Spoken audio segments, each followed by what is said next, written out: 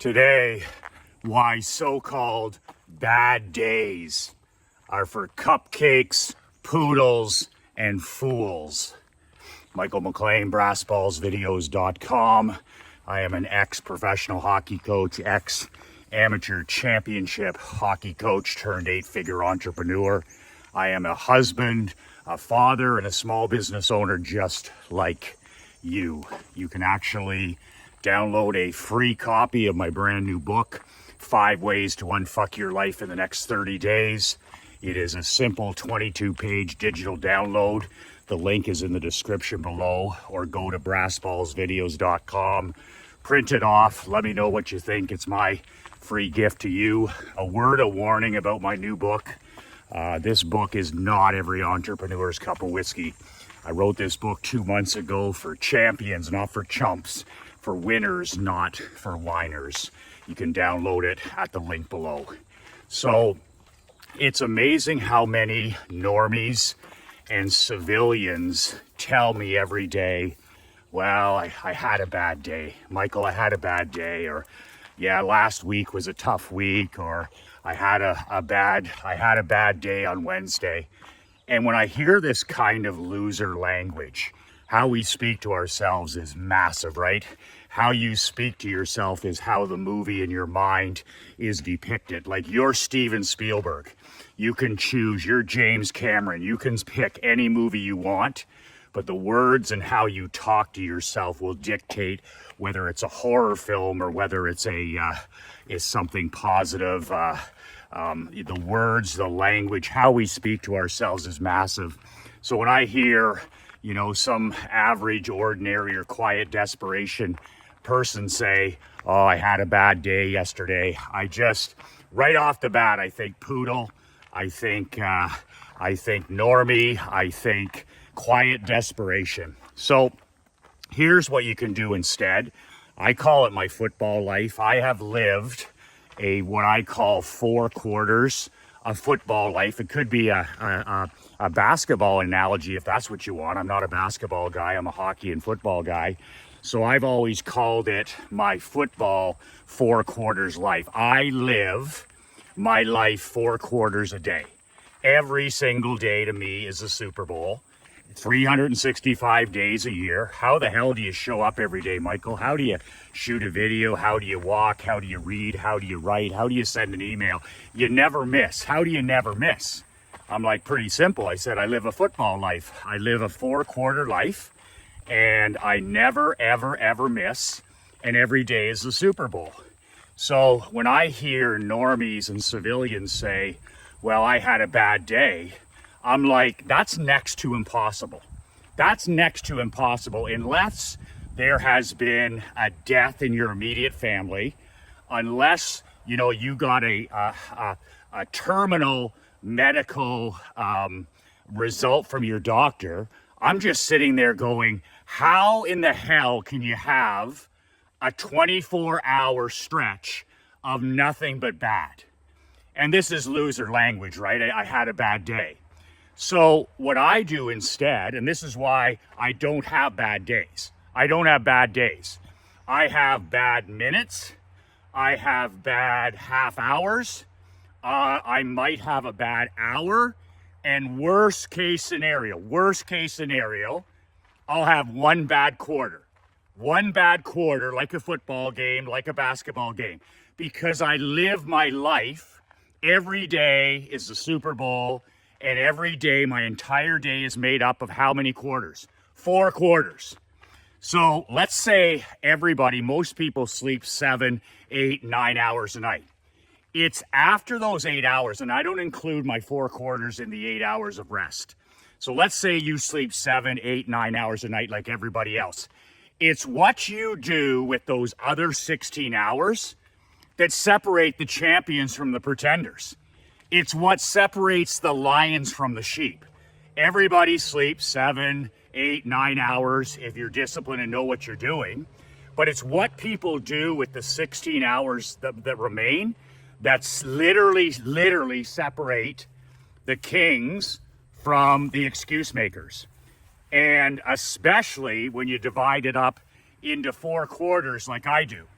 So I sleep 7 to 8 hours per night. Here's what my day looks like. And I've never really shared this with anybody but my mastermind members. So I rise every day at 5 to 6. I don't need an alarm. I've never used an alarm clock in 20 years. When I've slept 7 or 8 hours, I just get up. So I get up at 5:59 a.m. My feet are on the floor, 5, 4, 3, 2, 1, up. When I rise at 6 a.m., that's the first quarter of the game for me. Yes, life is a game, business is a game. That's the first quarter. That's the first 4 hours is what I call it. And this time in my life, it may be different for you, but that first quarter is from 6 a.m. when my feet hit the floor until 10 a.m. And for 2 decades, I've called this my magic time, my deep work. These 4 hours, 6 a.m. to 10 a.m., my first quarter of the game, are by far my most valuable hours of the day.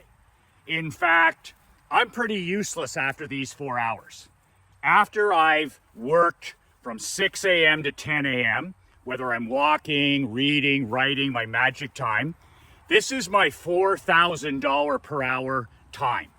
Those 4 hours, okay, if you're going to do the multiplication, that's a $16,000 first quarter. That's how valuable the time from 6 a.m. till 10 a.m. is for me. I call it my magic time because this is the time that I walk and I think and I dream and I envision and I think about my mission and my purpose and my calling. All deep work, no technology whatsoever. And then I read for an hour, more magic time, more deep work. And then I sit down and I write emails, I write articles, I write telegrams, more deep work. No technology, no anti-social media, no cell phone, and no interruptions. 6 a.m. to 10. This is why I don't have any dentist appointments. I don't have any haircuts. I don't have any doctor. You can't get to me. You cannot get to me in my world until a minimum 10 to 11 a.m. And it's usually 11. I don't touch my phone until 11 a.m. I don't touch it. And this is my magic time. $4,000 an hour is what, in my mind, this is worth. So I ain't going to the fucking dentist. I'm not going to the chiropractor. I'm not doing anything from 6 till 10. That first quarter is one of the most important blocks of my day. And if I win that first hour and that second hour and that third hour and that fourth hour, I'm done for the day. Like, don't ever think that every hour is the same. Like, you're at your very best as soon as you rise. And I don't care if you're one of these candy asses who's like, I'm not a morning person. That's fucking bullshit, okay? You've conditioned yourself into being a lazy fuck who sleeps in. But at the heel of the hunt, a man, a real man, a weaponized man, a fit man, a man who's in control of his life is an early riser. He gets up with the sun.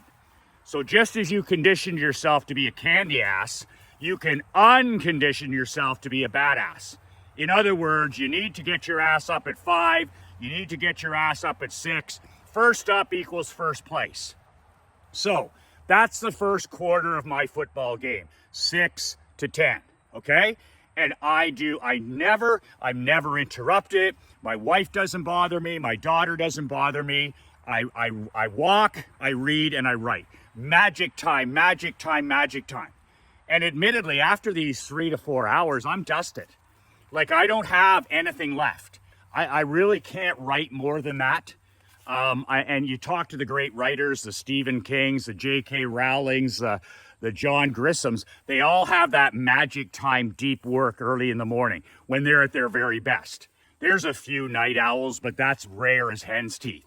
So that's quarter number 1 of my game, $4,000 an hour time. Nobody gets on my schedule from 6 a.m. to 10 a.m. So the second quarter, and I call this, the first quarter I call magic time deep work, right? That's when I do my thinking, my writing, magic time deep work. The second quarter of my football game is what I call sending the ships out. Ships go out. at the end of the day, your ship can't come in unless you're sending ships out. Makes sense, right? So every day of my life, 365, Christmas, Thanksgiving, my birthday, feeling good, not feeling good, I always send marketing ships out. I send out thousands of emails to men like you. I shoot a video. I do all the stuff that I send out into the world every single day, ships. These videos are ships. My emails are ships. My newsletters are ships. My telegrams are ships. All of it ships. And then those ships bring in money. They bring in fish. They bring in whatever your ship is. But your ship can't come in unless you send out ships every day.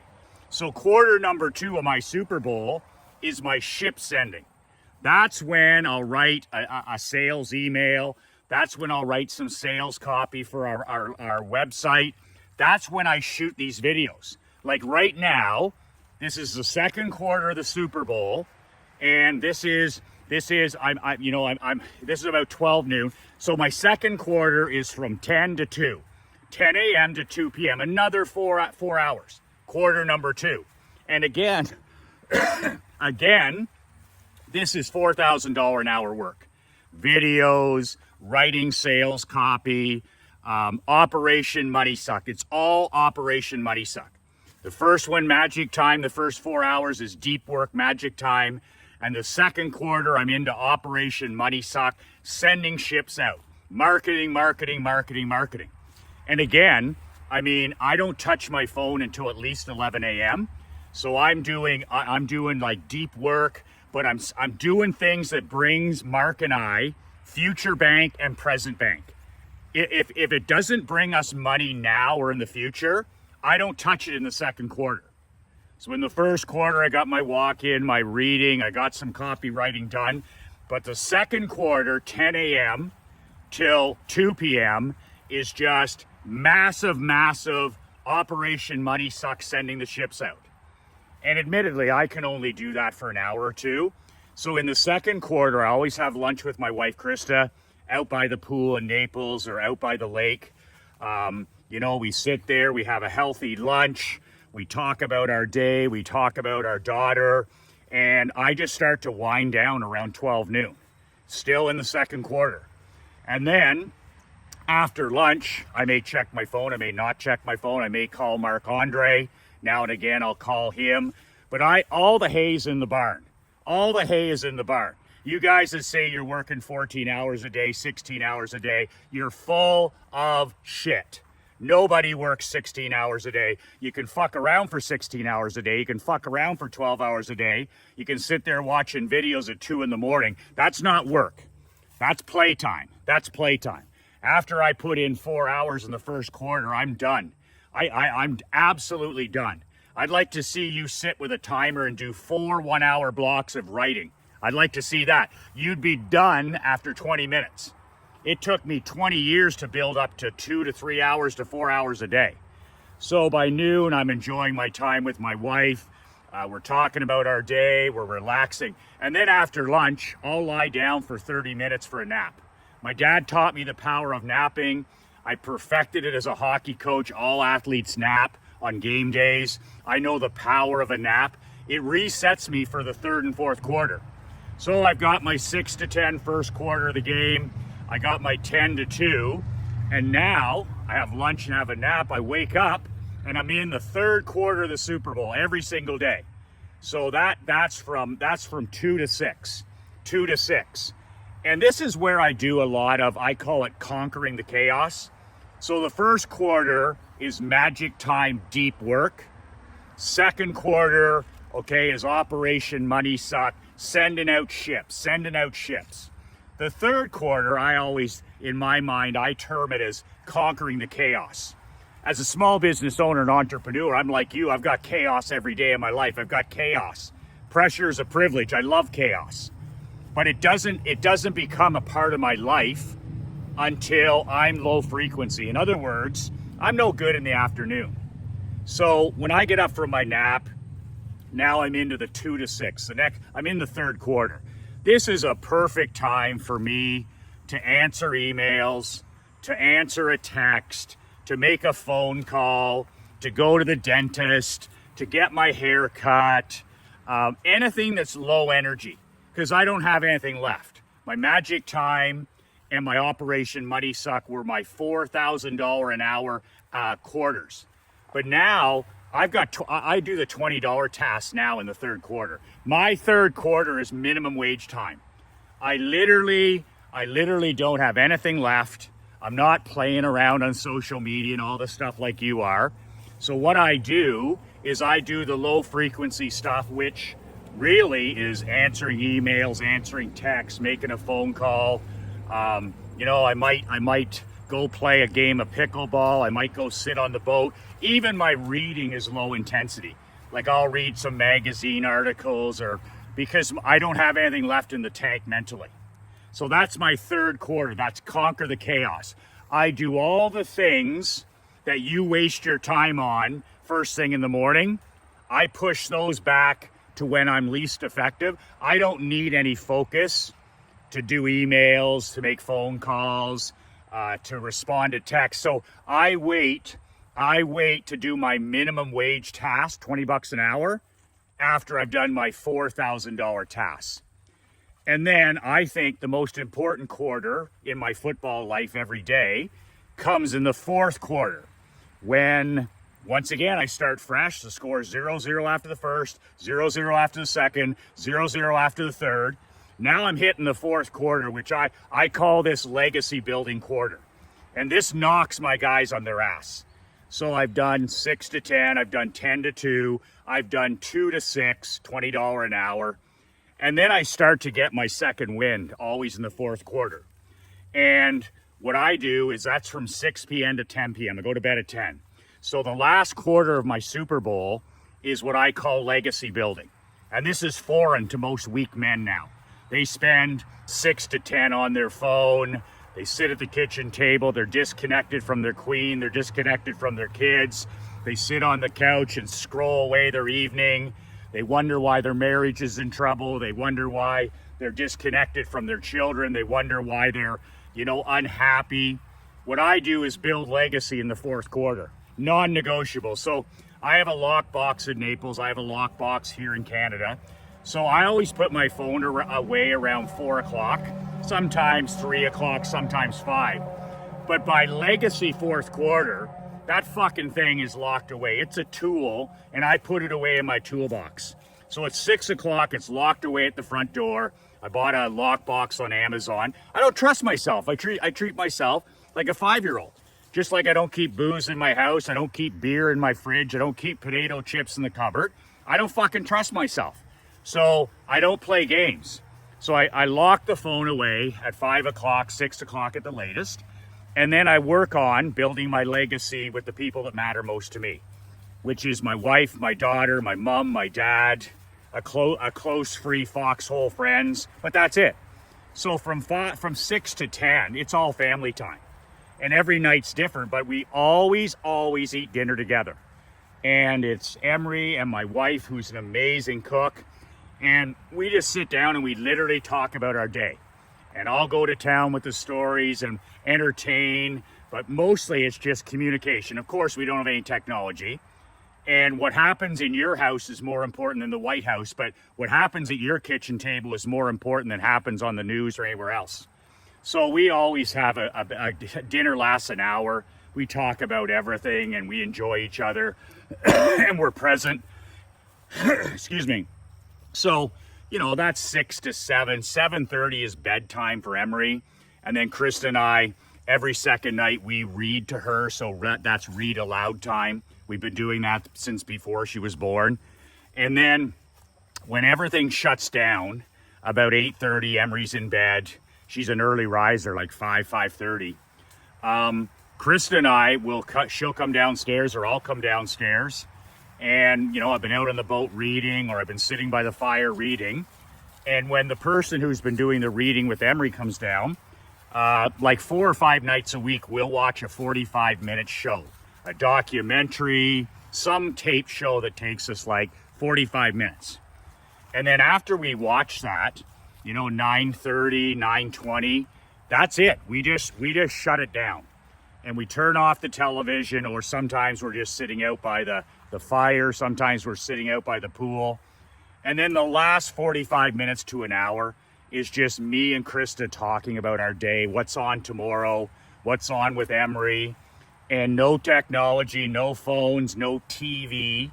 And this is my legacy building last quarter. And the reason I call the fourth quarter every day legacy building is because I'm investing time with the people that matter most to me. The rest of it won't even matter in the end. Are you kidding me? Maybe I make a few bucks. Maybe I impact some people. Maybe I write a couple books, all that stuff. But what I do in the fourth quarter is going to be the most important when I'm on my deathbed. So when it comes to legacy in the fourth quarter, I always ask myself when I have a question, should I do this in the fourth quarter? I always use the Jeff Bezos Amazon question where I ask myself, what would an 85-year-old Michael McLean say about this on his deathbed? Is this something that's going to matter at all in the end? Krista and I go for walks in the evening, Emery and I'll take her, I'll coach her in hockey and in skating. Every night's different, but it's uninterrupted legacy time. And of course, I'm the only parent with no phone. I'm the only parent coaching, but I just know that the fourth quarter matters the most. And if I'm struggling in my marriage or struggling as a father, I just have to focus more of my time on the fourth quarter. So I don't believe in bad days. I believe in bad minutes. I believe in bad hours. I even believe in bad quarters. But anybody that has a bad day, I'm like, really? All fucking 24 hours were miserable. All 24 hours were toxic. All 24 hours were radioactive. You're so fucking full of shit. And last year I put my football life to the test because last July we almost lost my dad to a virus. To this day we don't know what it was. But last July, 13 months ago, a year ago, my dad was in the ICU. He was turning 90. And our life was completely turned upside down. We had no idea how this incredible, healthy man, grandfather, great-grandfather, was literally fighting for his life within days. And he was in the intensive care unit. And I got to tell you, he was in the hospital for almost 1 month. And that was the perfect excuse for me to let all my standards slide, for me to miss walking, miss reading, miss writing. I could have started drinking again. I could have eaten, shitty foods at the hospital. I could have used it as an excuse, like every other civilian, for me not to show up as well. But I had a conversation with myself at the time because I was really worried about my mom and my dad. And I was sitting there and I said to my wife, Krista, what fucking good and what fucking kind of a man becomes part of the problem? We got enough to worry about with my dad, facing his final days. The last fucking thing my mom and my sister and my brother and my wife need is for me to become part of the fucking problem. When you use it as an excuse, when something doesn't go your way, the storm clouds come in, or there's a death in the family, or there's an accident, or some adversity, which is all the time, and you use it as an excuse to take a fucking knee, you're now part of the problem. And you should be fucking ashamed. My grandfather always had a harsh saying, and it rings in my ears to the day. I mean, I didn't understand it at the time. I was like 10 years old. And he said, son, you should be the strongest fucking man at your dad's funeral. I'm like 10 years old. I'm like, my dad's funeral. But that was that iron mentality, that mental toughness where he's like, fucking king up. When the king doesn't rise, the kingdom dies. And becoming a weak man and a problem when adversity hits is the last thing a king does. You're supposed to be the leader. You're supposed to put the piano on your back. My dad, it rings in my ears. Pressure's a privilege. Pressure is a privilege. And over again, my dad's like, the only people that don't have stress and anxiety, the only people that don't have stress and anxiety in their lives are up the street in the graveyard. But pressure is a privilege. It means you're taking on responsibility. It means you're accountable. It means you're a leader. It means you're a king. Who the hell wants to hide? But when you stop playing the four quarters because of something negative that happened, or you're having a bad day, or you didn't sleep right, or you had too much to drink, now you're part of the fucking problem. So clean up your language. I had a bad day. That's how civilians talk. Oh, I had a tough day, Michael. Oh, I had a rough week. Oh, I had a tough Monday. No fucking shit, you had a tough Monday. You've been fucking hammered for 3 fucking days. You know, you're 60 years old and you're still boozing. It's a young man's game. Alcohol's a young man's game. Drinking's a young man's game. Wake the fuck up. Start living a football life, 4 quarters. And if you have a bad quarter, the next quarter, 0-0. Next quarter, 0-0. And then that way, you don't live this normie lifestyle where you have a bad day and you tell yourself and you make excuses. Have a bad hour. Have a bad quarter, but then rebound. There's days I have a lousy walk, or I have a lousy reading session, or I'm not in the flow. You know what? But I don't allow it to bleed into the second, the third, and the fourth quarter. Those quarters are like in the locker room, you start fresh. You control the controllable, and the score is 0-0. And you guys taking your lousy day home with you. That's your legacy. The fourth quarter is legacy. Quarter number 1, 2, and 3, they don't belong in your house. When you get home, it's about, I love you. You're the most important person. I'm proud of you. I respect you. I believe in you. That shit doesn't bleed into the fourth quarter. The fourth quarter should be what you look forward to every day. That's the reward from 6 to 10, or whatever an hour it is for you, where you get to shut it off and you get to invest time with the most important people, the only people that'll matter in the end, and letting that other stuff bleed into the day. Live a football life. Live a football life. My day is 4 quarters minus sleep. 4 quarters. Your day should be 4 quarters as well. And that way, when things don't go your way, which is a lot of the time, you're not bleeding into the next day or bleeding in. And like James Clear says, never miss twice. So if I have a lousy walk, or I have a lousy reading session, or I have a lousy, Operation Money Suck, so what? I'm going to have a great lunch with my queen. I'm going to pick my daughter up at school. I'm going to coach those kids in skating and hockey to the best of my ability. And when I get home at 5 or 6 o'clock at night, we're going to have the best family time ever. That's how a king thinks. He divides his day into 4 quarters. Live a football life. Live a football life. And stop this normie civilian talk of, oh, I had a bad day. Like fuck you did. You just let 1 or 2 things bleed into the whole day, and then you mailed it in, you phoned it in. And then you're waiting for a fresh start the next day. Oh, I wish I had a fresh start. Well, you know what? Your fresh start can be 10 o'clock. Your fresh start can be 2 o'clock. Your fresh start can be 6 p.m. when you arrive home. And get control of the phone. You don't need to be looking at your phone in the first hour. Your phone doesn't belong in your bedroom. Your bedroom is sacred. It's a place for rest, connection, and sex. Rest, connection, and sex. Not a place for pads and laptops and phones. Like, holy fuck. Like, wake up. Wake up. Your bedroom is sacred. It's a place for connection. It's a place for conversation. It's a place for rest, solitude, and sex. Not the rest of that weirdo stuff that you're doing. So, live a football life. Live a football life. 4 quarters, each quarter, deep work, magic time, Operation Money Sucks, send out the ships. Then your low maintenance $20 an hour stuff. And then the most important, that 4th quarter.